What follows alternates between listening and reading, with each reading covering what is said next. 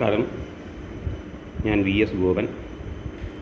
ഞാനൊരു പുതിയ യൂട്യൂബ് ചാനലുമായിട്ട് എത്തിയിരിക്കുകയാണ്. അപ്പോൾ ചാനലിൻ്റെ പേര് ഇവിടെ പറഞ്ഞിരിക്കുന്ന പോലെ തന്നെ VSG's അക്കൗണ്ടിങ് സിംപ്ലിഫൈഡ് എന്നാണ്. അപ്പോൾ എല്ലാവരുടെയും സപ്പോർട്ട് ആവശ്യമുണ്ട്. ഓരോ യൂട്യൂബ് ചാനലിലും പറയുന്ന വിഷയങ്ങൾ അവതരിപ്പിക്കുന്നത് പോലെ ഞാനും ഒരു വിഷയവുമായിട്ടാണ് എത്തിയിരിക്കുന്നത്. ആ വിഷയം വേറെ ഒന്നുമില്ല, ഇതിൽ പറയുന്നത് പോലെ അക്കൗണ്ടിങ് എന്ന് പറയുന്ന വിഷയമാണ്. അതായത് +1 +2 കോമേഴ്സ് സ്ട്രീം പഠിക്കുന്ന കുട്ടികൾക്കും അതുപോലെ BCom MCom വരെ പഠിക്കുന്ന കുട്ടികൾക്കും ഒഴിവാക്കാൻ പറ്റാത്ത ഒരു വിഷയമാണ് അക്കൗണ്ടൻസി എന്ന് പറയുന്നത്. ആ അക്കൗണ്ടൻസി പഠിപ്പിക്കുന്നത് അക്കൗണ്ടിങ് ആണ്. അപ്പോൾ അത്രയും ഇമ്പോർട്ടൻസ് ഉള്ള ഒരു വിഷയം വളരെ മനസ്സിലാക്കത്തക്ക രീതിയിൽ അവതരിപ്പിക്കാൻ ഞാൻ ശ്രമിക്കുകയാണ്. അപ്പോൾ അക്കൗണ്ടിങ്ങിൻ്റെ സാന്നിധ്യത്തെക്കുറിച്ച് നമ്മൾ പരിശോധിക്കുകയാണെങ്കിൽ അത് അടുക്കളയിലും ആരെങ്കിലും എന്ന വാക്യത്തിൽ ഉൾക്കൊള്ളിക്കാൻ കഴിയുന്നതാണെന്ന് പറയാം.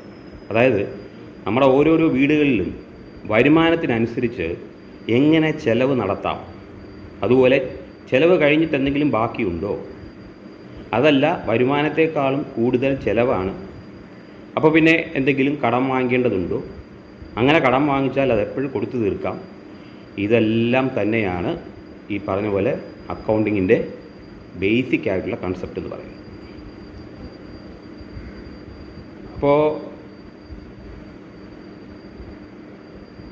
നമ്മുടെ ചുറ്റുമുള്ള ചെറിയ ചെറിയ കച്ചവടക്കാർ മുതൽ വലിയ വലിയ കോർപ്പറേറ്റുകൾ എന്ന് നമ്മൾ പറയുന്ന, അല്ലെങ്കിൽ ക്യാപിറ്റലിസ്റ്റ് എന്ന് പറയുന്ന ടാറ്റ, ബിർള, റിലയൻസ് ഗ്രൂപ്പുകൾ വരെ എന്ന് പറഞ്ഞാൽ ചെറുത് മുതൽ വലിയ വരെ കച്ചവടക്കാർ വരെ അവർ ചെയ്യുന്ന ജോലിയുടെ അല്ലെങ്കിൽ ബിസിനസ്സിന് എന്തെങ്കിലും പ്രയോജനമുണ്ടോ എന്ന് അറിയുന്നതിന് വേണ്ടിയിട്ട് ഈ പറഞ്ഞ പോലെ അക്കൗണ്ടിങ് ഉപയോഗപ്പെടുത്തിയേ കഴിയൂ. ആ ചില്ലറ കച്ചവടക്കാരെ നമ്മൾ അക്കൗണ്ടിങ് ടേമിൽ വിളിക്കുന്നത് റീറ്റെയിലേഴ്സ് എന്നാണ്. അപ്പോൾ ഈ അക്കൗണ്ടിങ് എന്ന് പറയുന്ന വിഷയത്തിനകത്ത് ഇങ്ങനെ പല ടേംസുകളും നമ്മൾ ഉപയോഗിക്കും. അപ്പോൾ അത് മനസ്സിലാക്കേണ്ടത് ഇമ്പോർട്ടൻ്റ് ആണ്. അപ്പോൾ ഈ അക്കൗണ്ടിങ്ങിൽ എന്താണ് ചെയ്യുന്നത് എന്ന് നോക്കിയാൽ, ദിനം പ്രതി നടക്കുന്ന ഇടപാടുകൾ, നമ്മൾ ആ ഇടപാടുകൾക്ക് അക്കൗണ്ടിങ്ങിൽ ട്രാൻസാക്ഷൻസ് എന്ന ടേമാണ് ഉപയോഗിക്കുക. അപ്പോൾ ദിനം പ്രതി നടക്കുന്ന ഈ പറയുന്ന ട്രാൻസാക്ഷൻസ് റെക്കോർഡ് ചെയ്ത് വയ്ക്കുകയാണ് ഇതിൻ്റെ ആദ്യ പടി എന്ന് പറയുന്നത്. അപ്പോൾ റെക്കോർഡ് ചെയ്ത് വയ്ക്കുക എന്ന് പറഞ്ഞാൽ എവിടെയാണെന്ന് ചോദിച്ചാൽ എഴുതി വയ്ക്കണം. അപ്പോൾ നമ്മൾ പലരും പറയാറുണ്ട്, എന്തിനാണ് ഇതിങ്ങനെ എഴുതി വയ്ക്കേണ്ടതിൻ്റെ ഉദ്ദേശം എന്താണ്? നമുക്കറിയാം, കഴിഞ്ഞ ആഴ്ചയോ അല്ലെങ്കിൽ കഴിഞ്ഞ മാസമോ നടന്ന ചില ഈ പറഞ്ഞാൽ ഇടപാടുകളെ നമുക്ക് ഓർത്തെടുക്കാൻ വളരെ പ്രയാസമാണ്. എന്നാൽ എഴുതി വച്ചിട്ടുള്ള ഒരു റെക്കോർഡുണ്ടെങ്കിൽ നമുക്കത് പെട്ടെന്ന് മനസ്സിലാക്കിയെടുക്കാം. അപ്പോൾ എന്തെങ്കിലും സംശയം ഉണ്ടെങ്കിൽ നോക്കണമെങ്കിൽ റെക്കോർഡ് ചെയ്ത ട്രാൻസാക്ഷൻസ് ഉണ്ടെങ്കിലേ കഴിയുള്ളൂ എന്നുള്ളത് കൊണ്ട് അക്കൗണ്ടിങ്ങിൻ്റെ ബേസിക് ബാലപാഠം തന്നെ പറയുന്നത് ഈ ട്രാൻസാക്ഷൻസ് റെക്കോർഡ് ചെയ്യണം എന്നാണ്.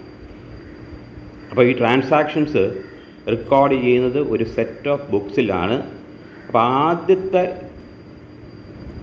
ഒരു രീതി എന്ന് പറയുന്നത് ഈ ട്രാൻസാക്ഷൻസ് ഒരു സെറ്റ് ഓഫ് ബുക്സിൽ റെക്കോർഡ് ചെയ്യുക എന്നാണ്.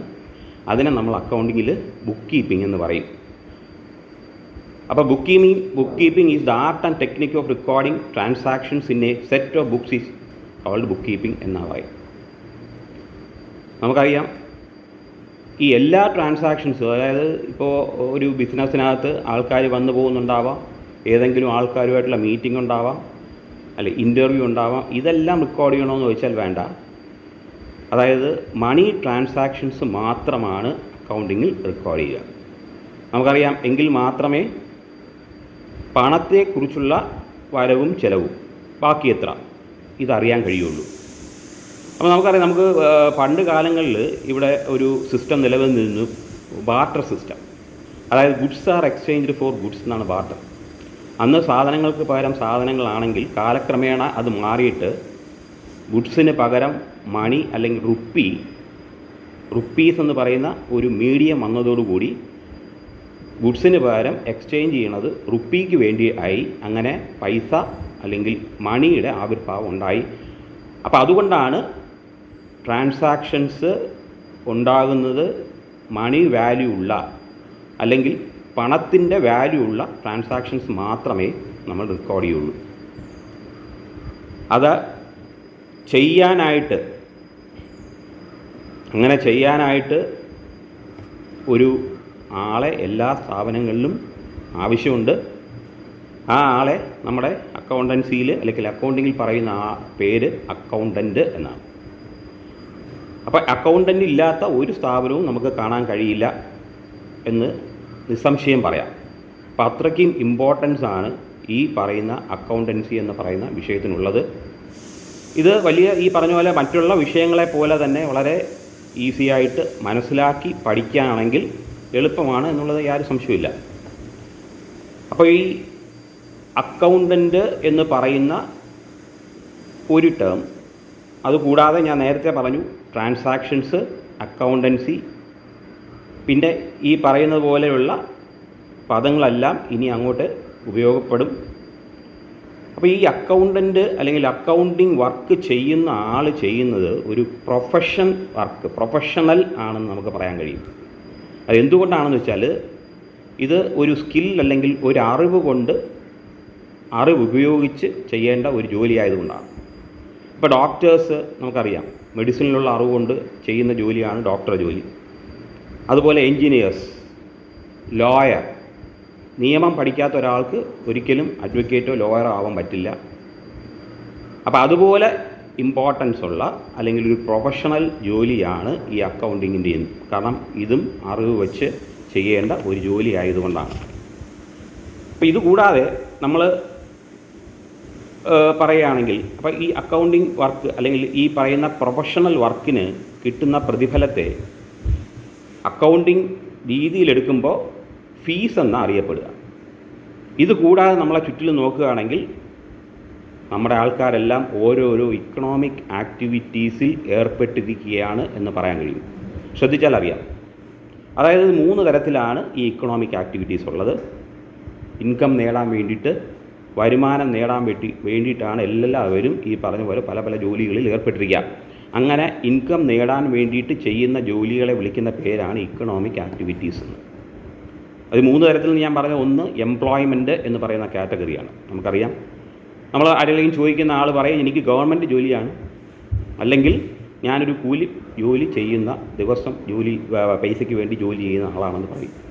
അപ്പോൾ ഇങ്ങനെയുള്ള കാറ്റഗറി ആൾക്കാരെല്ലാം ഏർപ്പെട്ടിരിക്കുന്നത് എംപ്ലോയ്മെൻറ്റിലാണ്. ഇവർക്ക് ഒന്നുകിൽ ദിവസം കൂലി കിട്ടും, അതിനെ നമ്മൾ വേജസ് എന്ന് വിളിക്കും.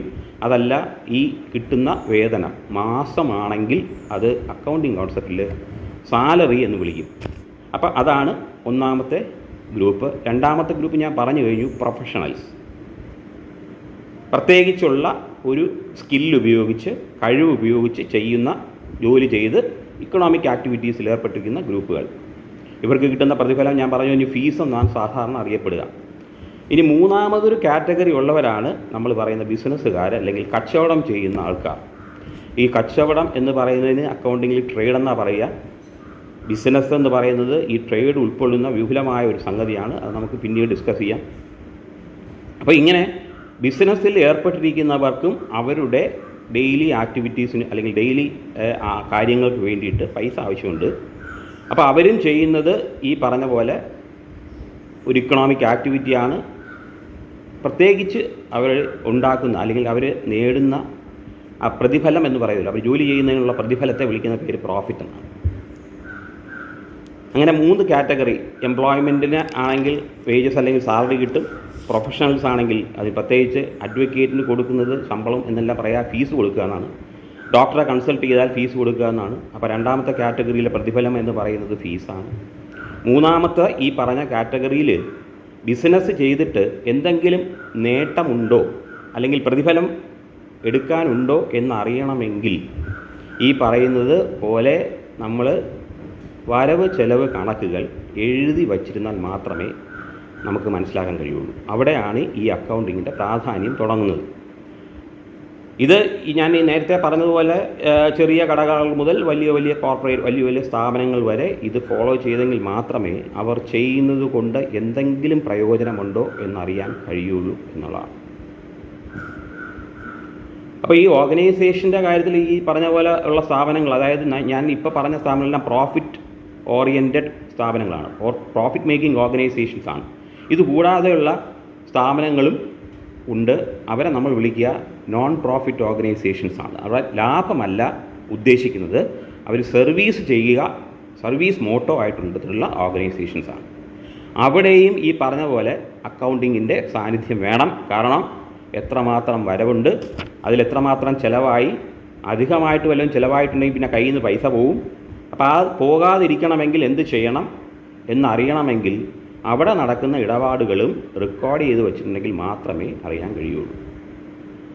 അപ്പോൾ അവിടെ സർവീസ് മോട്ടോ ആയതുകൊണ്ട് അവിടെ നമ്മൾ അതിൽ നിന്ന് കിട്ടുന്ന, അതായത് പ്രോഫിറ്റ് ഓർഗനൈസേഷനിൽ പറഞ്ഞത് പ്രോഫിറ്റാണ് അതിൻ്റെ റെമ്യൂണറേഷൻ അല്ലെങ്കിൽ റിട്ടേൺ എന്ന് പറയുന്നത്.